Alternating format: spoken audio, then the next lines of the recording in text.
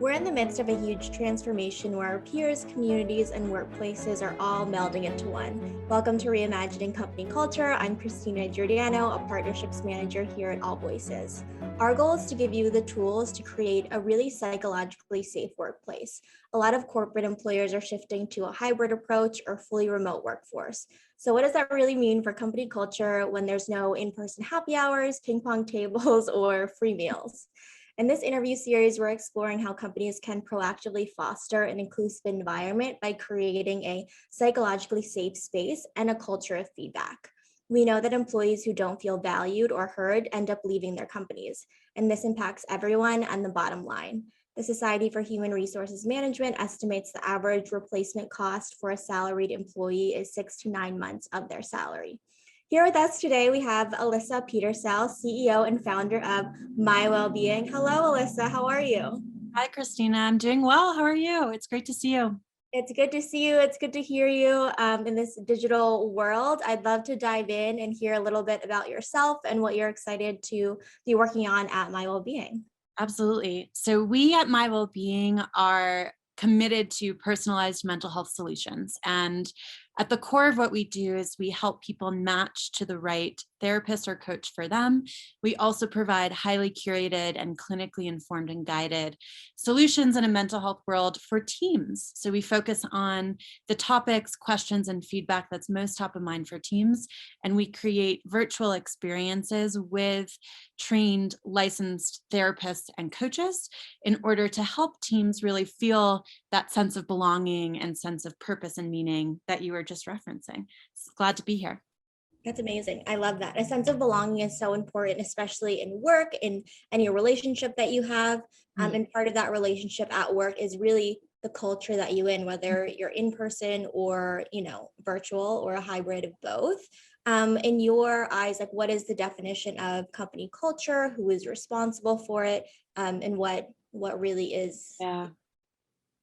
It's a great question. I think by nature of being a company culture question, I think the definition is meant to change according to the team and the company. But I think largely it's how the team and I think how people who have touch points with the team and with the brand think and feel when they're having that interaction. So I think internally, it's how teammates feel when they show up to work, be it virtually or otherwise.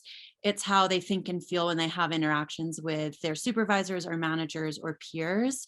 And I think it's how they are inspired to help others think and feel, how they're guided to give feedback, how they're encouraged to participate in bonding if there are bonding experiences or outside learning or professional development. So short answer, I think it's how people think and feel in the context of that company. Longer answer, I think it's so nuanced and it's meant to be depending on the team. Yeah, absolutely. And just your definition of thinking and feeling, those are not stagnant or like static feelings. They're dynamic. They're always changing. So it makes sense that you need to constantly evolve that definition and keep a pulse on how people are actually feeling. And it could be a hard conversation. I know initially when we met, you were working with an organization that I was working at, and I was so excited to find out about MyWellbeing. I personally, humble brag, have found my therapist by using your organization. But can you tell us more about how you partner with organizations to really help them on that journey? Absolutely. We partner with teams in a variety of different ways, and at the core of our mission being personalizing mental health solutions, the first thing that we usually do is we learn from the team what's been happening, what's top of mind, what feedback are people, culture people, HR people receiving from their team, what whispers do they think might be happening inter-team. And among the various ways that we can support, one is providing our curated, tailored matching to teams. And our matching is actually free of cost, and the only charge is for the sessions itself. So companies can either sponsor or subsidize those sessions, or they can defer the cost of sessions to their team and make finding a therapist or coach really easy. They can also pre-price set the session fees. So if the company would like for some of our therapists or coaches to pre-negotiate and sign up to a fee that anyone at that team can sign on to, we can do that as well. And in light of COVID and in light of people spending more and more time at home and on their screens, we've also developed live support sessions that are guided and hosted by therapists and coaches. So some of those we call grounding groups, which are largely informal support groups that are usually rooted in affinity groups. So it might be Black employees, it might be Asian American employees, it might be Indigenous employees. It can also be grouped by department. So it might be customer service, customer support. Maybe they're facing vicarious trauma if you work at an insurance company and you're hearing calls day in, day out of loved ones having a chronic illness. That can actually take a really big mental health toll on employees, and the company might want to do their part to have an affinity group and space for people to process that. We also do much more structured training sessions around particular topics. So some of the most popular are stress management, burnout prevention, sleep health. But this is also where we can really dig into what's top of mind for the team, and we can curate sessions according to what would be most helpful. A lot of times we wind up with a combination of the two, where we do a handful of the most popular topics that tend to be most top of mind for most people, especially during this time. And then we do a few customized and curated based on what nuanced dynamics might be happening for that particular team. That's awesome. I mean, it sounds like you partner with companies in a variety of different ways, but it comes down to really important resources and curating content. But also, I love the accessibility piece, because just going through it and finding a therapist that's right for you, it's just, I don't know, it's very time consuming. And there's a lot of questions out there. So again, appreciate all of the resources that you and your team put together. As well. And you touched on this a little bit too, but with COVID and with this kind of forced remote work, some folks are saying that, you know, they have more flexibility because they're able to spend more time with their children. They're able to have that flexibility to make lunch. But other folks in different industries are saying, well, there's no separation between work, home, and where I sleep. Sleep deprivation and burnout is something that you talked about as well. What can companies in your mind really do to support the authentic mental health of their employees during COVID, but also longstanding as well, to make sure that this is something they're proactively thinking about? Yeah, it's a great question. And this is one of those areas where personalizing is so important, because sometimes it does depend what industry, a lot of the things do depend on what industry you're in, best practices, things that you're able to be moving around and personalizing to your culture, things that have to be kind of static. With all of that in mind, I think a lot of the strategizing, prioritizing, and modeling comes from the top. So I think you have to, as leaders in an organization, be modeling, and what I mean by that is be doing the behaviors that you hope and advocate for other people to do. So if it is practicing vulnerability, then I think in your weekly, monthly, quarterly updates, it's sharing some of the wins of the company, it's sharing, you know, motivating and sharing some of the momentous things, but it's also saying, hey, this is a little preview of something that is challenging, either professionally or personally. And every single person's level of disclosure is going to vary. But I think it's also very important to have regular open spaces where teammates can express the highs and lows that they're going through. And again, some of that will be professional, some of it will be personal, and the level of disclosure is going to vary person to person with their comfort level.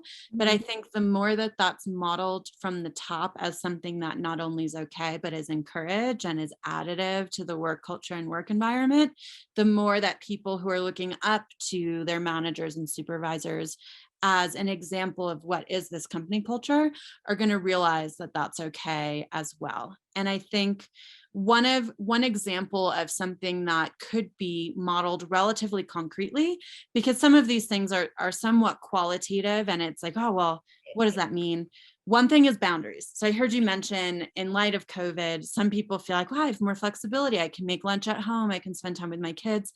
Other people feel that the lines are blurrier than ever between when are my work hours, when are my personal hours. So a lot of people will look up above that. We'll look to their peers, certainly, and we'll look to their supervisors, their managers, the executive suite to see what do boundaries look like at this company.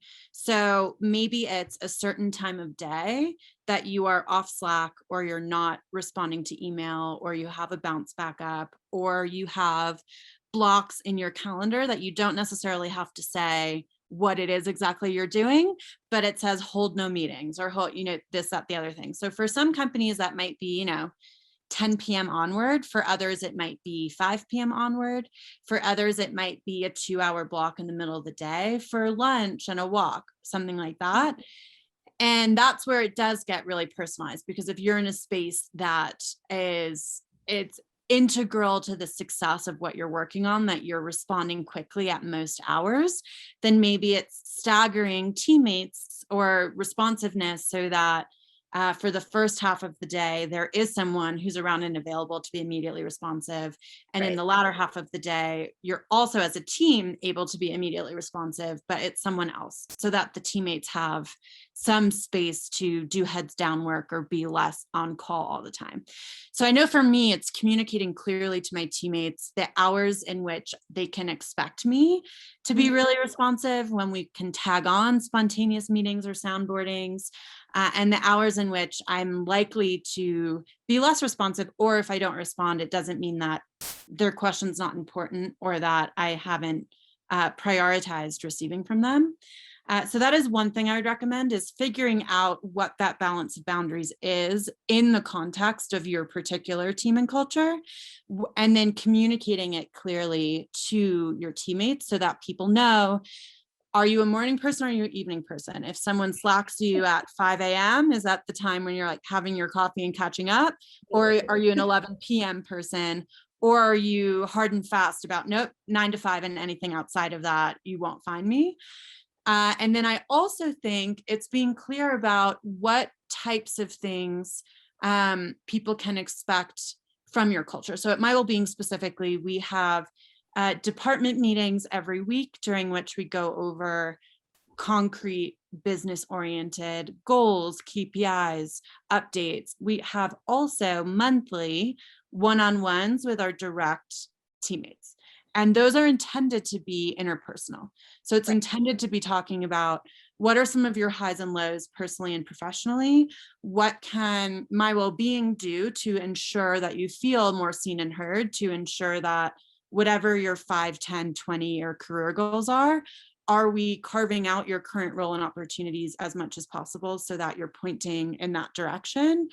Has there been anything that I, in this case, manager or supervisor, has done that's been particularly supportive for you, or that would be more supportive? So essentially, things that you want more of, things that you'd like to change.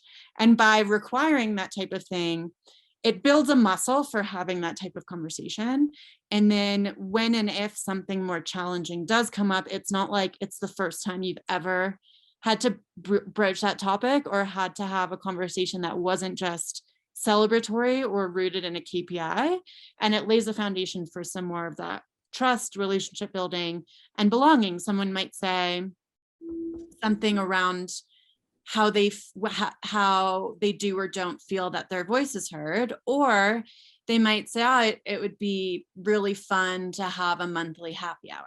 Sometimes the intensity of some of those conversations can scale up or down, but having space for them is really important. And again, in whichever cadence makes most sense for your particular company and culture. Yeah, absolutely. I love that. It sounds a lot like operationalizing this. And I Yeah. love kind of what you said about being seen. I think that's the best gift or just compliment you could give someone as well. If like you see me as a manager, as a teammate, as a colleague, and building that trust as well just doesn't come. It's kind of those rituals that you create work. Oh my God, having an office dog. We love to see it. We love it. And I also enjoyed what you said about vulnerability, because that's something that's really hard to do, especially at work when you're building trust remotely as well. And a lot of the in-person perks that folks could offer, especially at tech companies, aren't really kind of prevalent right now. And that kind of leads to my next question of, do you think that there are companies or there are ways that folks can be performative around offering mental health benefits and wellness to their employees? And do you think that's beneficial, or like what is the best way to go about that if they have the best intention, but maybe they're not researching or they're not, tailoring it like you said? Yeah, exactly. So I do think it's possible for companies to be performative. I think that mental health now more than ever is absolutely a bucket that people look for when they're looking for a job, and something that people are asking for and expect when they're thinking about staying in their job. And as you said, turnover is very expensive and you want to attract the best talent right up front. Yeah. It has really meaningful returns for your company, for your performance.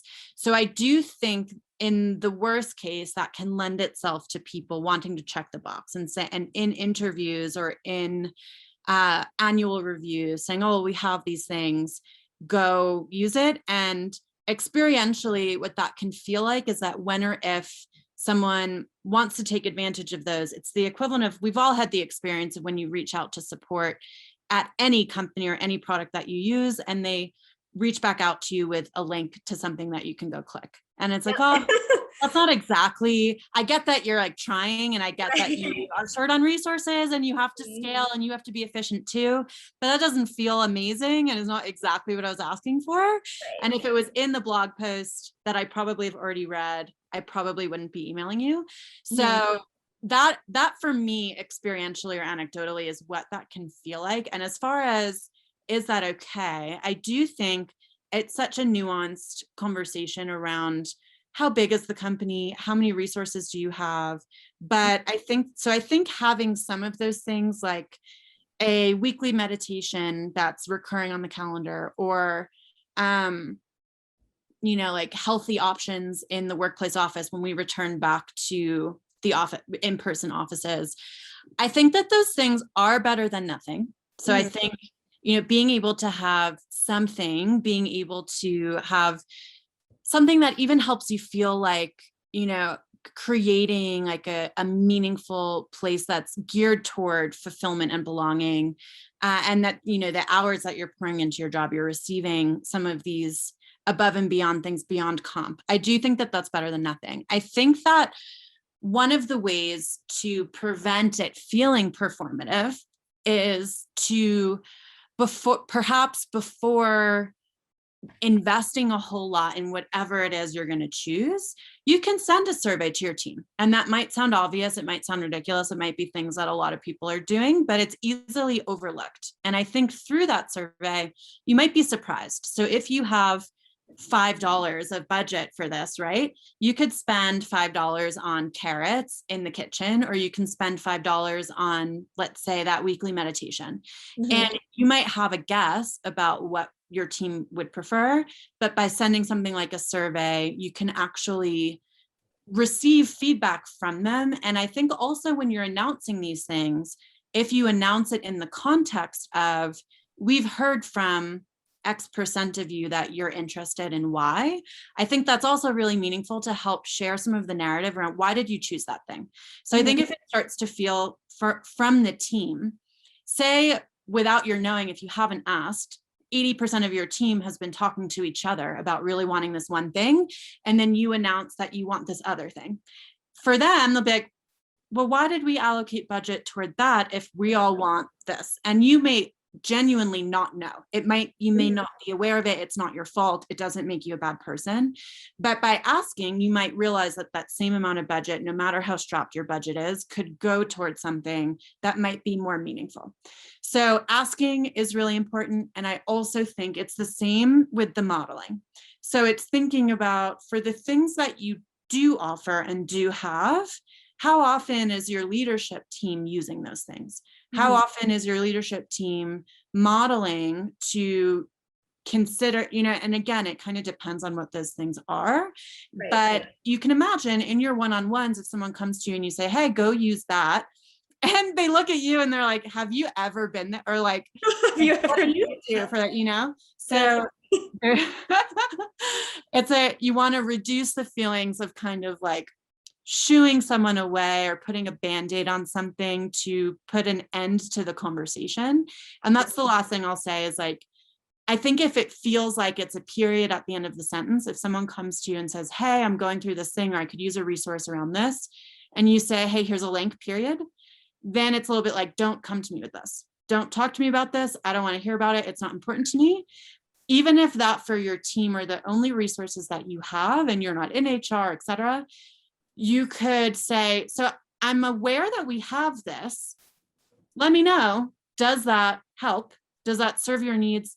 Is there anything else I can do to support that comes to mind for you? And then that at least opens to more of an open-ended question of, how did you receive that resource? And if that person's like, man, that's not helpful, or maybe they say, oh, I had no idea we had that. Thank you for sending that. And it just opens up a little bit more of a dialogue. So those are some of the things that I would say there.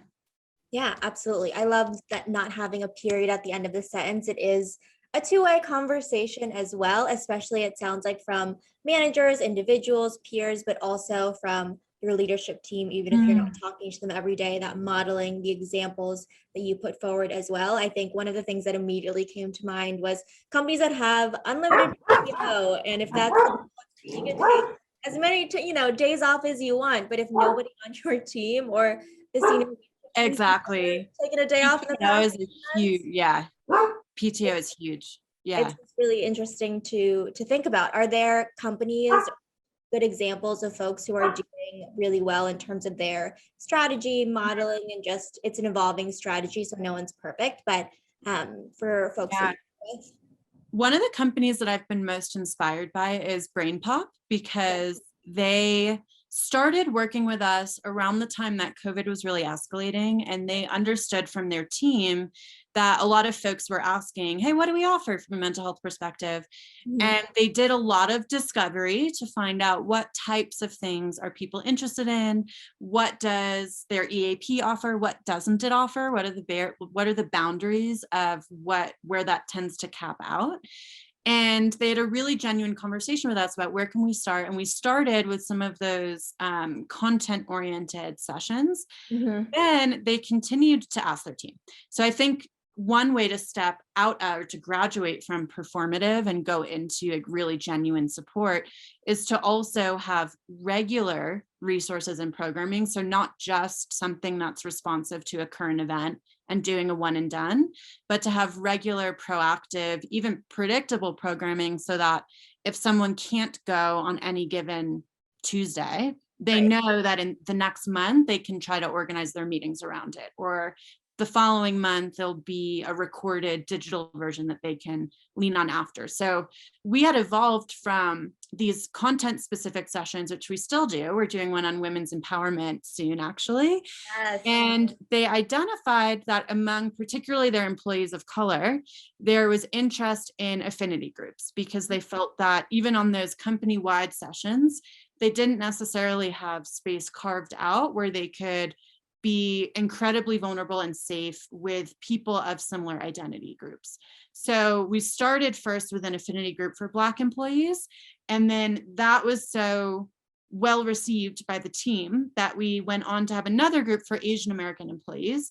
And we recognize that even within both of those identity groups, there's a lot of diversity, but it's helpful to also have the therapist be of that identity group, so that, again, the employees feel a sense of belonging, prioritization, feel like their unique needs and unique perspectives are really valued and celebrated and heard. Even, celebrated is, if it's something traumatic, you wouldn't necessarily celebrate the trauma, but that there is, unique space for that, so much as if you're in a company-wide meeting and the vast majority of the company identifies a certain way, that you should have spaces where you feel like your identity group's equally represented. So they've been really inspiring to me, and we've worked with them now for probably basically a year, because we're about at that year anniversary of COVID.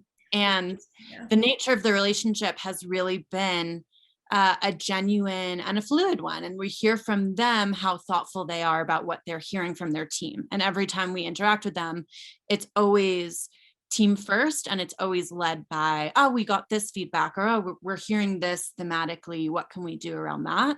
As opposed to, we've seen this in the media as being popular, or we think that this ABC, but not necessarily having sent out initiating the conversations with people who are working at the company.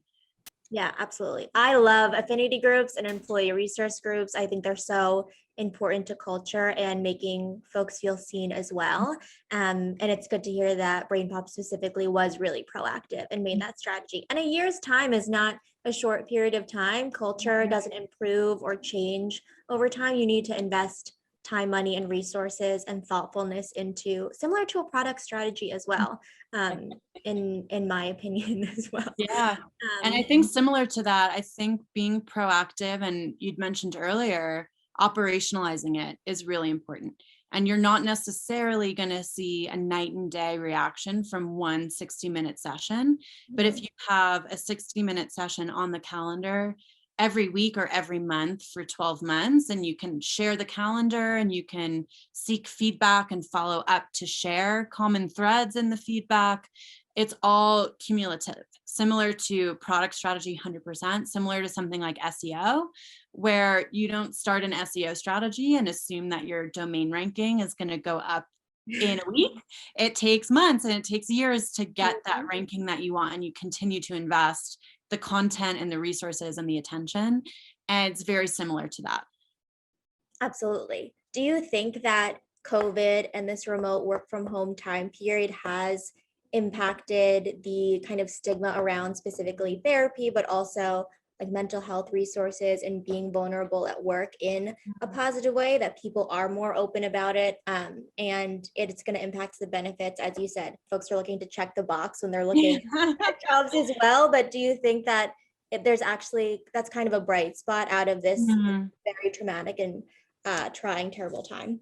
Yeah, absolutely. And I think research would suggest that it has as well. So I think that an emphasis on having strong mental health benefits as we're at work was actually steeply increasing even before COVID. Okay. And then COVID really gave everyone common language to contain a lot of the experiences they were having. So I think things like stress management, work-life balance, boundaries, burnout, those were things that were hugely impacting, especially the millennial, Gen Z, and younger generations, on an exponential increase even before COVID. And then COVID came and people didn't have as many emotional regulation outlets. People didn't necessarily have the somewhat more, contained boundaries of like, well, when you're not in the office, you might be less on, even though for a lot of people, even then they were still, on, connected to Slack by phone, connected to email by phone. So I do think that stigma has gone down quite a bit. And I think that a lot of that is also really inspiringly led by people who we really respect in mainstream media. So actors, athletes, CEOs who've come out and either said, yeah, I struggle with any type of mood disorder, anxiety, depression, suicidality, or even in hindsight, for very successful founders to come out and say, yeah, we may have IPO'd now, but like those first 3 years were kind of a nightmare. Let's talk about it Not so pretty, that, yeah. so that other people can maybe, seek support and seek care in advance of it getting that bad. And in the same spirit, we, by nature of being a startup, we have relationships with a variety of different investors. And I've seen a big movement among investors, which inspires me, to have mental health resources for their portfolio companies. So I love that as well, because it absolutely should be a priority of leadership within a company. And then I also love that these other stakeholders who have shared ownership and are invested in the company's success are recognizing that healthy mental health. It would be as though if someone on your executive team had a chronic illness or a physical ailment and you kind of just ignored it for years and expected the person to perform at the same level, or, didn't necessarily look into what some of the midterm or longer term consequences might be. So I do think that that is a silver lining in a lot of ways of COVID, and people having this like unified enemy almost that they can blame for some of these things. And I think that where there may have been a lot of shame or guilt around, should I be feeling this way? Now it's like, well, yeah, obviously the situation is totally Right. unpredictable and there's no certainty. Of course I feel this way. Let's go get resources for it. Yeah, absolutely. Yeah, there is that common conversation of how are you feeling? How are you actually doing? And talking to people about it and having this common experience of navigating it together because no one really has the answers. There's more empathy and understanding, hopefully, in the places that Yeah. you work as well and the people that you are interacting with too. Yeah. So yeah, I'm glad to hear that there is a silver lining. And again, that modeling piece and setting a good example from CEOs, investors, founders, and not painting a super rosy picture of everything was fine. And I was Exactly. getting, 7 hours of sleep every night. Things like that. I know you mentioned for kind of leadership, it's important to have that sense of, okay, I'm taking advantage of these resources. I'm using it. This is what I'm sharing in terms of being vulnerable or what I'm struggling with, whether it's at an all hands or one-on-one. But for employees, what are your thoughts around them kind of sharing with their managers or with their teammates that I am going to therapy, or this is the only time that works for me during the day for my therapist, and blocking that off on your calendar? Someone at my previous company shared with me, he couldn't join a meeting because he had therapy. And I was like, oh, number one, thank you so much for sharing that with me. And two, I haven't started yet. Can we talk about this later? So that was a good experience for me, but I know everyone doesn't have that. So what do you think about sharing that with your Yeah. So this is so personalized around what the company culture is. And I think it's important to be an advocate for yourself first and foremost. And what I mean by that is that you don't necessarily want or need to share depending on your company culture. So MyWellbeing is definitely a culture where we all talk about therapy all the time and we encourage that. We also are a startup and we're very KPI and outcomes driven. So for me as CEO, if you have, we've agreed on what your goals are. And if you can set those goals from 12 p.m. to 8 p.m. and those are your preferred work hours, cool. If you can meet those goals 5 a.m. to 3 p.m., cool. And you want, so if you want to need to go to therapy during a lunch hour or during a traditional workday hour, as long as it doesn't get in the way of your outcomes and your goals, right? So for us, that's a little bit of how we go about some of those conversations. And what I'd say is to be thoughtful, mindful, realistic about what the culture is where you are. Ideally, more and more cultures are getting to a place where saying, I have a therapy appointment during that time, I'm going to have this recurring block off, is similar to I have a dentist appointment or I have a doctor's appointment. So it's a little bit of what is the reaction even for physical health type appointments. Yeah. And I think having a conversation gradually with peers who you trust and gauging their reaction is one promising way to kind of test the water, dip your toe in. And I also think if for any reason, I am biased, obviously, but I think that people can and should be able to talk about their therapy appointments the same way they talk about anything else. Mhm. That said, I don't think there should ever be, say you're in a company culture that's super pro therapy, super excited about it. This might be surprising, but on the other end of the spectrum, I don't think anyone should ever feel undue pressure to disclose anything that they personally are not comfortable disclosing. So if everyone's talking about therapy, but that person for any reason doesn't want to talk about that or doesn't want people to know, I think some of the one-liners or phrases you can easily use are like, oh, I have a previous commitment at that time, or I have a recurring appointment and this is the only time that I can do it. Can I have this 11 to 12 slot? And then things that help in the negotiation process is if you're able to be concrete and specific, use language from the first person. It's really important to me and my productivity and my health that I'm able to have this time slot. And I can assure that before and after that slot, the things that I've committed to will continue to get done at the top possible caliber. And I have a hard time believing that with that in mind, someone would say, absolutely not. But all of that being said, the bigger the company, the more bureaucratic the company, there very well may be processes or rules or bullet point lists in place where the person you're talking to doesn't necessarily have the power to grant you that. Right. So they might say, oh, like, I wish I could, but actually, like, I just can't. Like, it's in the rule book and I just can't. But ideally, they open up also through, because you've led with first person, because you've led with context of that things will still get done. There's something that's important to you. Hopefully they'll work with you. I'm like, oh, well, if we can't do that for ABC reason, can we do this? Or let's see, like, what are some other, what can we work with that can make this work? Absolutely. I love that. And I think having those tangible skills of using the first person, and also I like what you said about the general idea of not everyone deserves to know your story, or you shouldn't feel pressured or obligated to share that as well, but just gauging for a similar, doctor's appointment or any other kind of personal information that you would share, how that's gauged in the company. It's not, a set it and forget it strategy of, working at this company, it was okay, so I'm going to share it throughout all the companies that I work at in any situation. Every company culture is different. So I love that as well. One of the things that we want to talk about too is around diversity, equity, and inclusion, and your thoughts and kind of what MyWellbeing strategy looks like from that perspective. We know that like mental health and also just access to resources is really a privilege, just like a gym membership or going to like, a private doctor, things like that. So definitely wanted to ask what your thoughts are there in terms of strategizing for the equity, inclusion, belonging.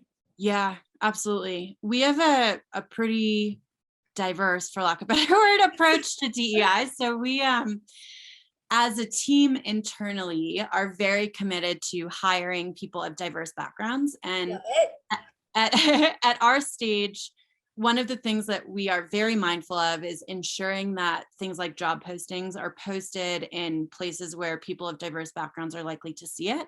So not necessarily only on LinkedIn, which would be biased to just people in my network, which would be biased to people who are largely like me. But, really doing due diligence and research and outreach to identify where are places that we may not have been likely to know about or hear of that we can post.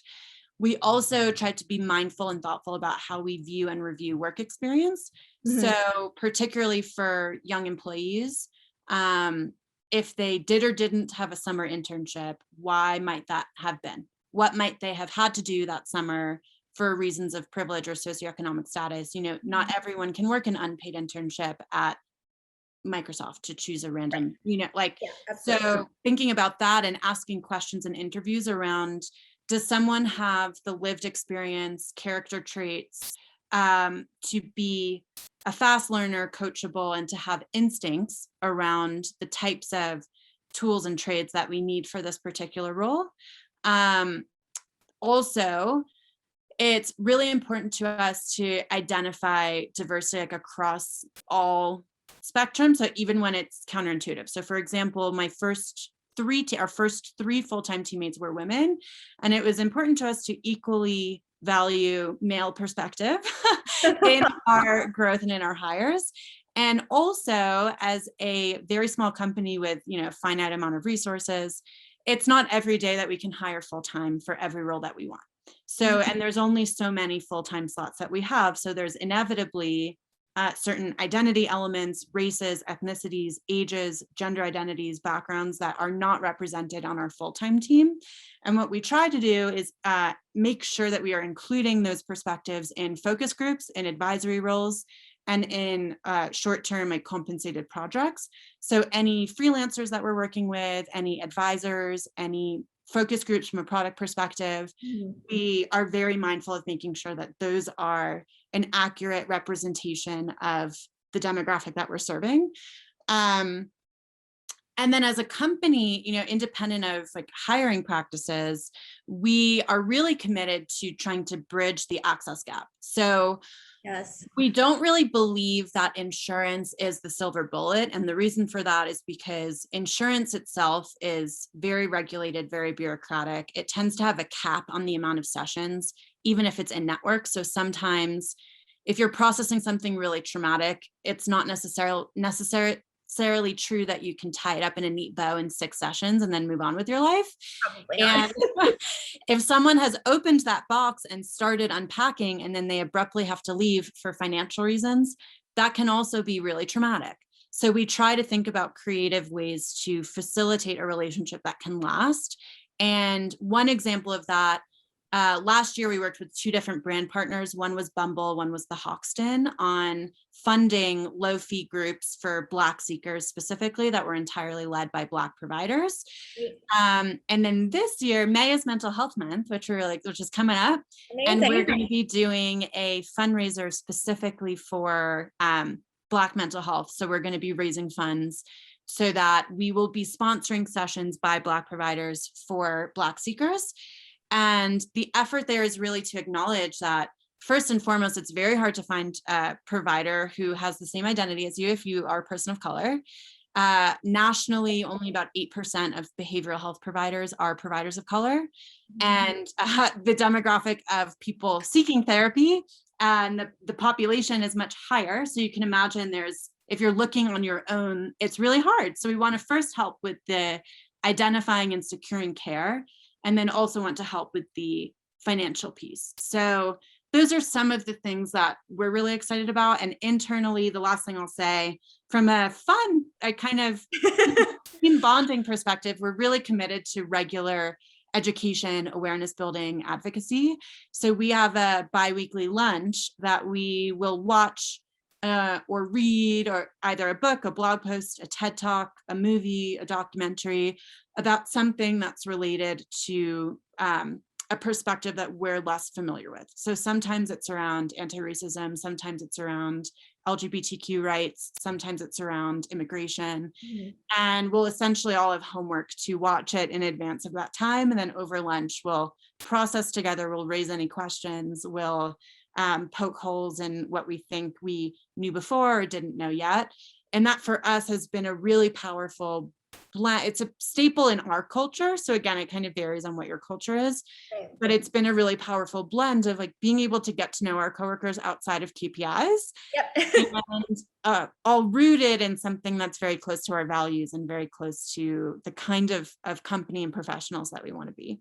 Right. There is that alignment there. It's not just you picked something randomly out of a box to do. And so we're thinking about our employees in this way. We are creating this equitable workforce. And I appreciated what you said about you're looking at it from kind of the services that you offer to companies and the partnerships you have with others, but also internally when you started out talking about job descriptions, hiring, looking at experience, because it's not just internal at a company, it's how you show up in the community, how you show up for other stakeholders like we've been talking about as well. I know we only have a couple more minutes left, so I feel like the time went by so quickly, but the last question I have for you is kind of what you think that companies should be thinking about in terms of returning to the office. I hear so many people have so much anxiety around returning to a place with what seems like 1 million people, even if it's only 5, because we've been kind of isolated for so long. What can companies do to prepare for the mental health of their employees? Because it is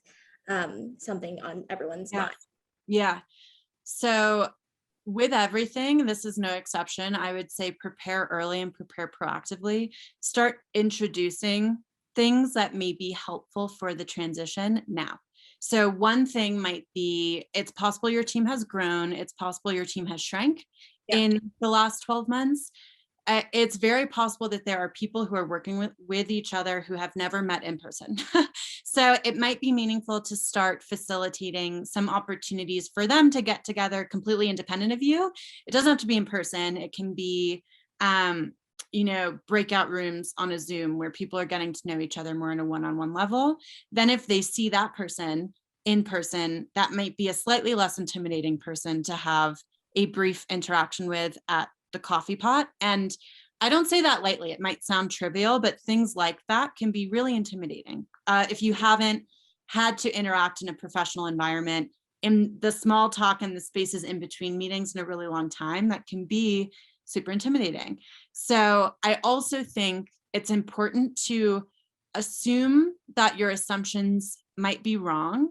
So essentially to assume that you don't know and to assume that there will be a full spectrum of reactions. So there will be some teammates who have literally been biting at the tongue, cannot wait to get back to the office. Yes. And they might be like, culture cheerleader, or like initiating all sorts of stuff or leading the meeting or whatever. And there may be other people who are a little more hesitant. Either maybe they're having a little bit of social anxiety, or maybe they are young parents and they've really liked having more time with their kids. They're worried about that added work-life balance pressure. So try to think mindfully about what your thoughts, fears, anticipations, expectations are. Have a deep understanding of those. And then try to be creative and empathize with, like, just imagine the vast spectrum of reactions that may be, and create space with all of the people who you work with directly to have an open-ended conversation about that. So try not to be too leading about, gosh, this is terrifying, isn't it? Or, oh, this is so exciting, isn't it? But be like, oh, what do you think about this? Or what have some of your thoughts been about this? Or what are some of your feelings about that? What's top of mind for you? And just anything open-ended that you can consider data collection. So in the spirit of this starting early and proactive, I might start with some of those open-ended conversations, basically ASAP, and that can really inform how you choose to implement programming or resources. You might find that for your particular team, 95% of people are super jazzed, or 95% of people are like, kind of concerned, or and you might want to send some of that also in something like an anonymous survey or something like that, because you want to be mindful of, if everything is a face-to-face, even if it's open-ended, there may be subliminal pressure to be really excited about it, even if someone's feeling a little concerned. Yeah. So, and then you can, of course, use all of that information to craft what is the nuanced, personalized answer for you and for your team. Yeah, absolutely. That definitely makes sense. Offering ways to provide feedback in different ways, whether it's one-on-one, especially if maybe there is trust built, but you haven't met this person in person, or you're talking to your manager. Anonymous feedback. I know we mentioned pulse surveys as well before you implement anything, seeing if employees actually want that, how they're feeling, is really important. Wow. Again, that time really flew by, but thank you so much to our incredible guest, Alyssa Petersel at MyWellbeing. You can reach out to her if you have any questions on LinkedIn, or on, the interweb. But yeah, thank you so much for being a guest. At AllVoices, we believe in the empowerment of employees to speak up. Creating a place where employees feel they can speak up is a need to have in order for everyone to succeed. Alyssa, I will talk to you soon. Thanks so much, Christina. Great to talk with you. Good to talk with you as well. Bye.